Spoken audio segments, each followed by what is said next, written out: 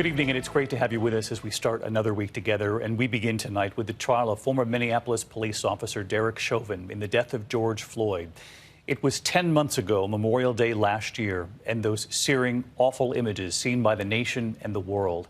It brought an almost immediate reckoning in this country on race, justice, and policing, and a long overdue conversation.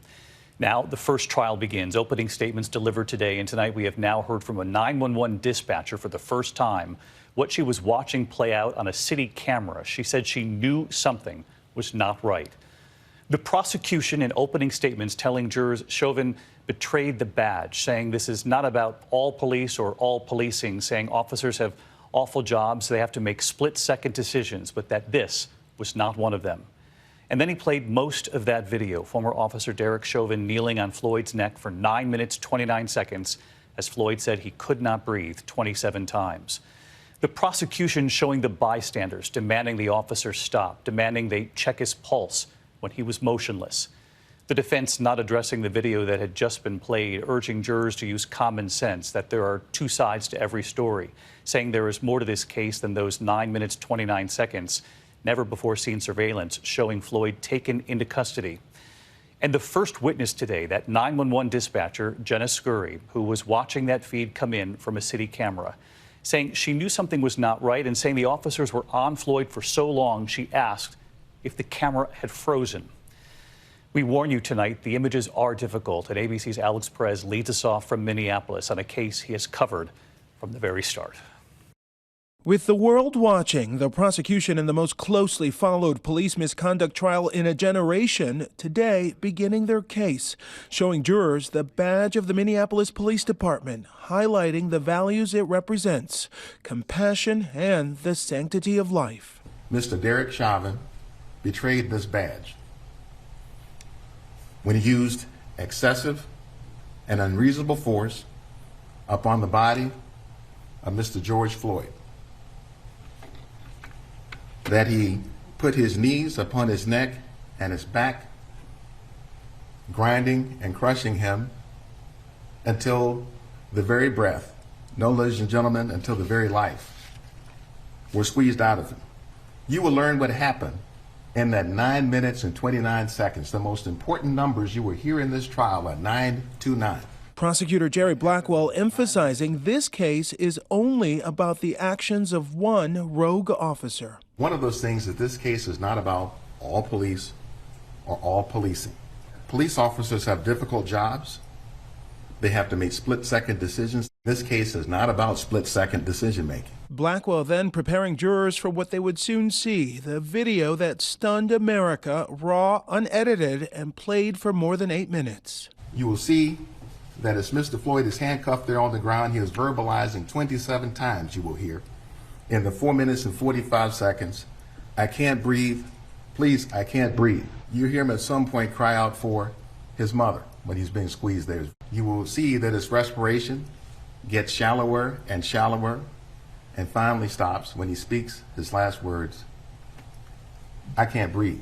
The prosecutor telling jurors to zero in on one key part. For roughly 53 seconds, he is completely silent and virtually motionless with just sporadic movements. It is the body's automatic reflex when breathing has stopped due to oxygen deprivation. Then the video. Please, please, please, I can't breathe. Please, man, please, somebody help me. Chauvin's attorney up next, moving ahead without acknowledging the horror of what the jury had just seen. Common sense tells you that there are always two sides to a story. There is no political or social cause in this courtroom. But the evidence is far greater than 9 minutes and 29 seconds. Nelson arguing Floyd struggled and was difficult to subdue. You will see that 3 Minneapolis police officers could not overcome the strength of Mr. Floyd. Mr. Chauvin stands 5'9", 140 pounds. Mr. Floyd is 6'3", weighs 223 pounds. He told the jury the gathering crowd demanding Chauvin get off of Floyd created a, quote, high-stress situation. As the crowd grew in size, seemingly so too did their anger. There are cars stopping, people yelling. There is a growing crowd and what officers perceive to be a threat. Derek Chauvin did exactly what he had been trained to do over the course of his 19-year career.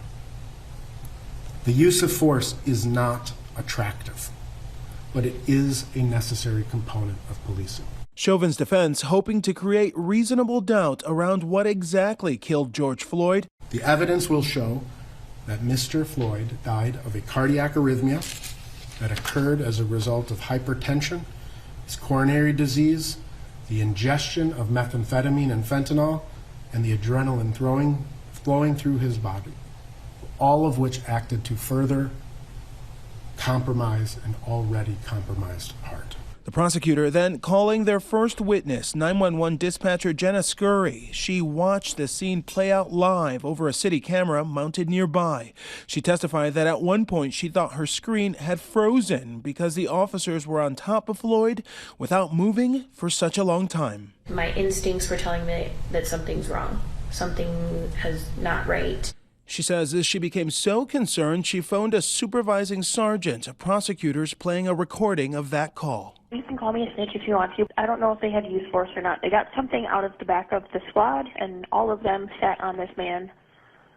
So I don't know if they needed you or not. The jury then hearing from an eyewitness, Donald Williams, who can be heard on that video begging officers to stop.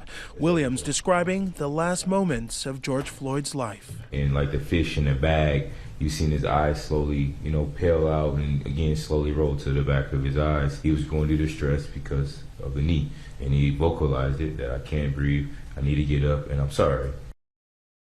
Day one of the trial. Alex Perez joins us now from outside the courthouse in Minneapolis. And Alex, we know all of this playing out amid very tight security on the 18th floor of that government center. That's where the trial is taking place. It's expected to last 3 to 4 weeks.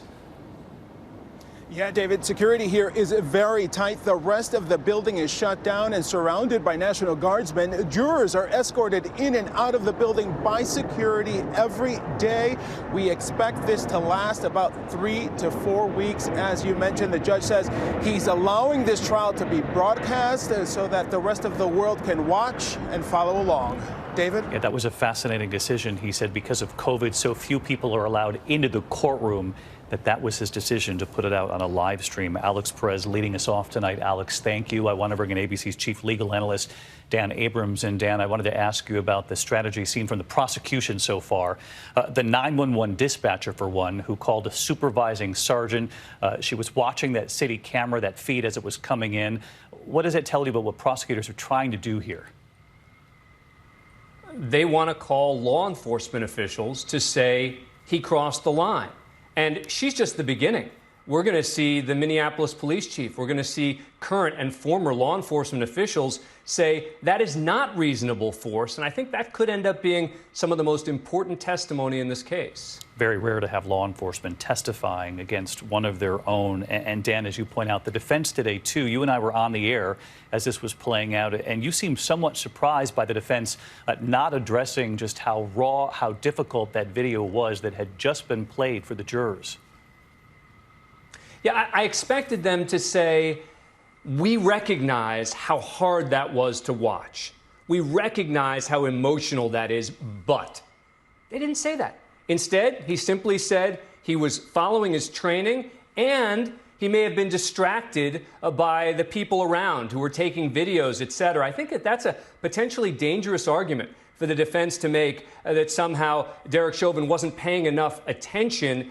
And I think that it was an error by the defense to not at least nod to, acknowledge the power of that video that those jurors sat there and watched for all that time. All right, Dan Abrams, our chief legal analyst, with us tonight and with us throughout this trial. Dan, thank you. We will, of course, stay on this right through the end. Hi, everyone. George Stephanopoulos here. Thanks for checking out the ABC News YouTube channel. If you'd like to get more videos, show highlights, and watch live event coverage, click on the right over here to subscribe to our channel. And don't forget to download the ABC News app for breaking news alerts. Thanks for watching.